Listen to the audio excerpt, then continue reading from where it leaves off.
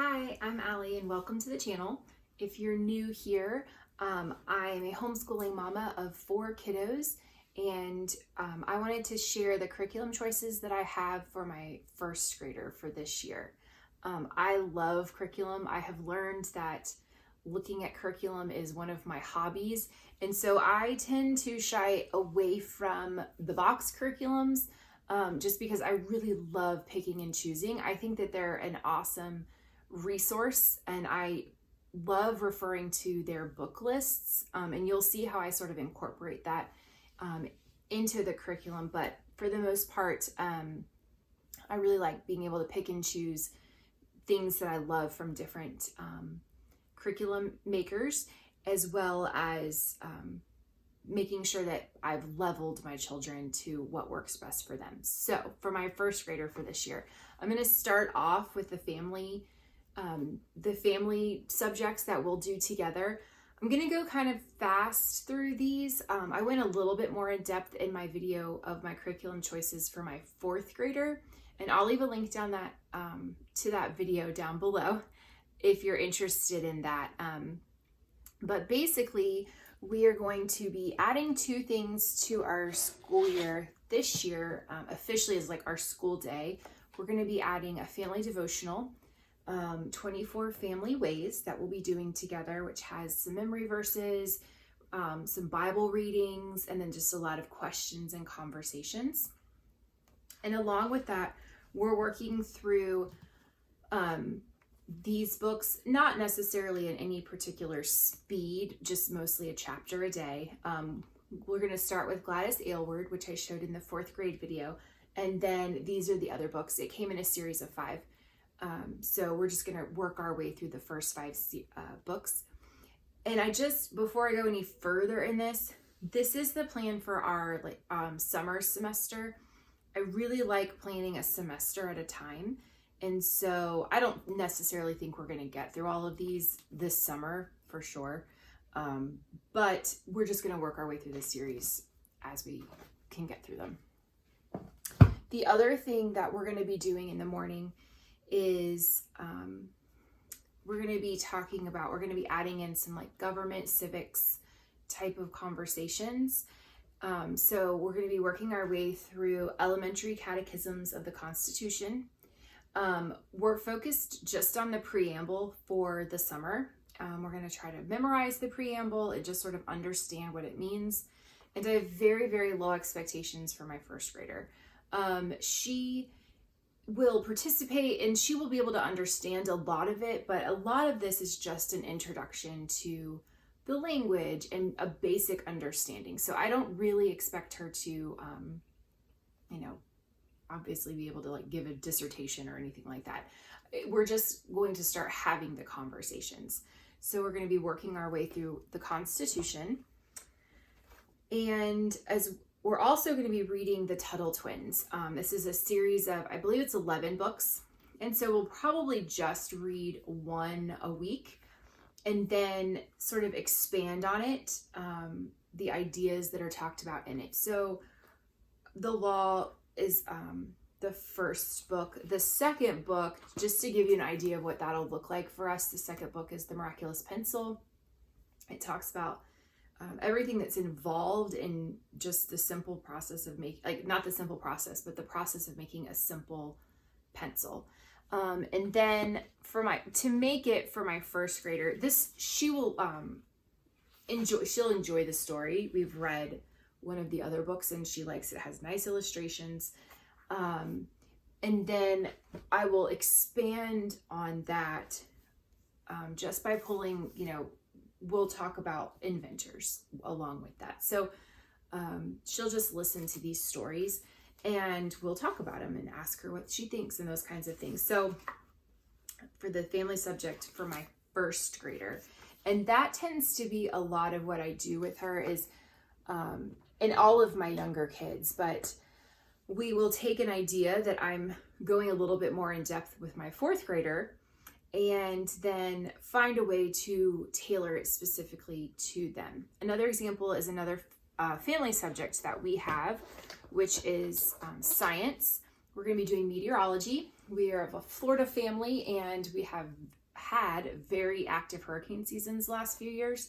So, and even if there's not hurricanes, we still have lots of thunderstorms and those kinds of things. So I thought this would be a fun thing to do. The curriculum is kindergarten through 8th grade, and it has lots of adaptations for younger kids and then older kids. And so I just pulled the one I think is most relevant for her. And then the other thing I do for her, specifically for 1st grade, is I will go through a bunch of different curriculums and find their book lists. I will try to find a curriculum about meteorology or weather or seasons. One of the nice things about this curriculum, and this is from The Good and the Beautiful, is that they give you a lesson outline that gives you the topic. So seasons, the atmosphere, what is near, wind, all these different things. So I will then just go and look at book lists for 1st graders and find books that go along with those lessons. So she's getting something that I'm just making sure that it's on her level, and it's a great introduction for the whole family. So for an example, this came up on a lot of book lists. So what we'll do is when we sit down to read to start our science, I will start out with this book or a similar book for the topic, and then we'll go through the lesson after that. So it sort of gives everyone an introduction. We all have so far enjoyed books that are geared more towards my kindergarten and 1st graders. And then we sort of build on that throughout the rest of the lesson. We also do the same thing with history. That's our final family subject. We are also using The Good and the Beautiful for history. We're working our way through their year 1. And the way that their history works is that it goes from creation through modern times and a cycle. Why can't I figure out how to say that? There's 4 years. This is the first one. And instead of focusing on, ancient times for the first year and then Middle Ages and Renaissance for the 2nd year, it moves through those seasons, those time periods each quarter. And then each cycle hits on a different section. Okay, that was very long and drawn out way to try to say that. Anyway, we're going to be doing Middle Ages and the Renaissance. This curriculum is also geared towards being used as a family curriculum, which is nice. So it gives papers for younger students as well as older students. And so she'll just do the younger paperwork. And then I do the same thing with history. I searched book lists. I love doing that. I see what our library has, and I'll pick out those books, and that'll just be something that I read to her at the beginning of the lesson or that kind of thing. Whenever we have a chance to read. So like, for example, our 2nd lesson this semester is about the spread of Christianity in Ireland and St. Patrick. And this was a book that popped up on lots and lots of book lists. It's relevant to the lesson. It's on a kind of a younger elementary school level. So we picked it up at the library. So I can make sure that whatever the concept is that we're covering, it really speaks to her, and then we have something that we can build off of from there. There's also a read aloud for the family that will go along with that unit, and she'll listen in on that. So that's our family subjects. And my expectation for my 1st grader is just that she tries, that she listens, mostly just listening to the story. But I have found that because she is a girl, she is more willing to sit and work on the papers and color and those kinds of things. So I try to keep it short for her. That's why I have these other books that we can read in the beginning. So if for some reason she's just it's maybe a hard subject, or she's just maybe has lots and lots of energy that day, she hasn't just missed the subject completely. Maybe she just missed the extension part that I'm giving to my 4th grader. And I can live with that. So her individual subjects are going to be things that she's working on with me. She is in first grade, so it is a lot of one-on-one instruction, which I love. I picked things that do require for me to sit down with her and teach her the lesson and those kinds of things. And I did that intentionally. With 4 kids, I have found that I really enjoy curriculums that sort of facilitate a conversation, a longer lesson where we can sit for 20 or 25 minutes and talk about something while my other kids are focused on something else. So let me see. The simple one is handwriting. We're using the Good and the Beautiful. We started that over our spring semester, and I really like it. The kids have enjoyed it a lot. It's just nice and basic. It has, forming your letters and then drawing pictures, and it is nice independent work when I'm sitting down with her siblings and teaching them lessons. We're also using the Good and the Beautiful for language arts and literature.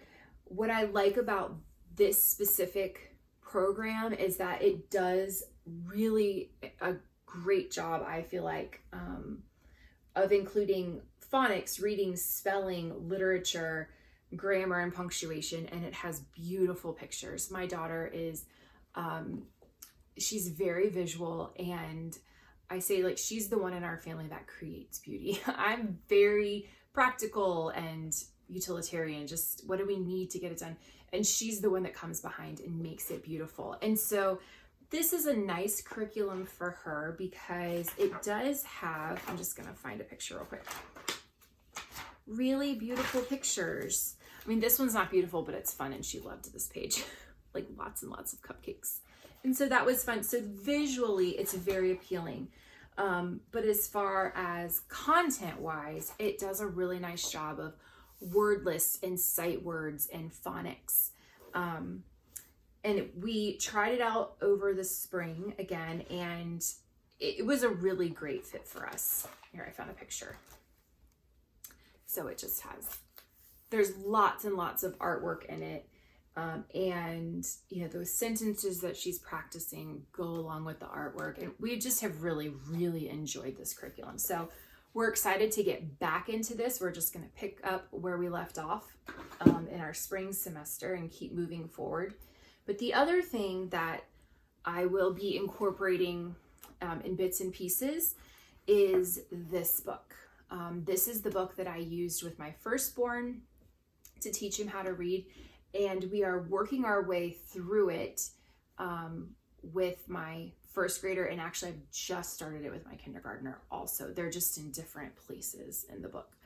And I really, really like this book. I have found that there are some times in it where the lessons are a little long and a little dry. And so we tend to split them up over a couple of days. But this is something that I like to use on busy days where, maybe like where this lesson, The Good and the Beautiful, is very thorough, and it can take, 30 minutes to get through a lesson. And maybe I just need that. Maybe we just have a really busy week, and this is a really great tool for continuing to get some reading instruction done, as well as continuing to progress forward and practice and those kinds of things. And it's just a really great book. With my oldest, it was all I used. It's really good, but we also love The Good and the Beautiful. So we're just going to be working our way through this for practice. And then we'll use The Good and the Beautiful for all of the other things. I also include read alouds in our curriculum. We use Audible to listen to books during either quiet time or bedtime, sometimes both. But I also go through and just research book lists because that's what I like doing again. And I just like to find books at the library that are on the book lists, and I pick a couple up each week and go through those. So that's kind of her reward. We say she practices reading to me each day, and then I read a book to her. So we'll work our way through read alouds. And then her final subject for this year, or excuse me, for this semester, which will last all year, is math. She will be using, I've switched her over to the Good and the Beautiful math also. I used it with my son for kindergarten, and she absolutely loved it. And I loved it too. I'm really, really excited about this. Again, the illustrations are really beautiful. Like they're fun. It's engaging. There is a script, and I will say it's a very thorough script that you can follow. I don't feel like it's necessary to, but if you were nervous about what to say or how to explain a concept, that can be really helpful. But I do like the idea of curriculum being a tool. It's here to help me connect ideas for my kids and help them understand. And if I can do that a little bit different way while explaining it a different way or that kind of thing, then I take full liberty of doing that. One of the things that she's most excited about this curriculum is this box that comes with it. And she watched her younger brother play with it for his math for kindergarten, and it's what sold her on trying this, honestly. And it's what sold me. This is the game changer for me. This is why I switched to this curriculum, is this box. This curriculum comes with all kinds of games, and at the end of each lesson, there's a bonus activity. So there's all kinds of different things. It has manipulatives. These are fraction blocks, so it's hard to see here, but like this is a half of a circle. There's a whole circle in there. So there's a lot of tactile manipulatives to use with to make those abstract ideas more concrete. Base 10 bricks, which is so great. There's one of the other things, I just need to show you this because I love it, and I gotta find it. There is the way that they practice place value is that they have this chart. And so each day it has like a stick of blocks, like a 10 strip of blocks, and each day they color one block. And so they count the days of their lessons. That's how they keep track of it. But then that's also how you are practicing every single day place value. And this was so great for me. My kids, my older son, and then my daughter, when she was like in the beginning last year, when she was starting to learn about place value, she got so bored with the lessons. They were so long and boring to just count and move beans and those kinds of things. And it was effective, but those lessons were hard to get through. And I love that it's this way. Like you just touch on it for a minute each day and you build on it all year long naturally. So it's not like specifically this long drawn out lesson. But it also has these pieces that fit together, and then they have all of, oh, there's a clock, which is always nice to be able to move the hands on. It comes with so many of these cards, and so they just use the blocks and replicate the pictures, and it's just so good for spatial awareness and those kinds of things. So it has so many manipulatives that they do during that bonus activity. And the nice part is that it's like this little reward at the end. And that's something that they can do independently while I'm working with another sibling on a different lesson. So I like that. I like that it's kind of it's a fun activity that they enjoy doing, but I don't have to be hands-on for that part. The other thing that she's going to be going through is this addition facts that stick. Part of another thing that I liked about the Good and the Beautiful is that they do teach the 10 frame, counting on a 10 frame and adding and subtracting on a 10 frame. I don't know how in depth they're going to get in this book. We haven't done it yet, obviously, but I do want her to know these things probably by the end of this semester. So depending on where she is in this curriculum, we may pause that or maybe add this in as an extra activity or that kind of thing. but we are going to be going over these things. She is doing adding, and again, this is just such a great way. Like, the only way I know how to describe this is it kind of takes you, you know how when you're learning to read and you have to decode every single word, right? You have to like sound out every single word, and a sentence takes forever to get through. It's a little bit the same way with math, right? When you're trying to add and you have to figure out every single problem. And so moving forward, it's so laborious to continue to figure out every single problem. So this, I feel like, takes you from like sounding out words to reading. It takes you from having to figure out every single problem to just sort of instantaneously knowing it. And it's just such a great tool. So if this doesn't cover it enough, we may focus on it at some point. So anyway, that's it. That's all of my curriculum for my first grader. It looks like a lot here, but it's mostly read alouds. The things that will take her the longest are really just the reading and the math, which I think is what's most important for first grade. That is combined with just listening to me read to her. And so we will leverage that reading time to cover our science and history and those kinds of things. So anyway, if you have any questions, please just leave me a comment below. I'd be happy to answer them and help any way that I can. I love talking about this stuff. So if there's anything I can do, just let me know if you want to see anything more in depth or whatever. Otherwise, I'll just see you in the next one. Bye.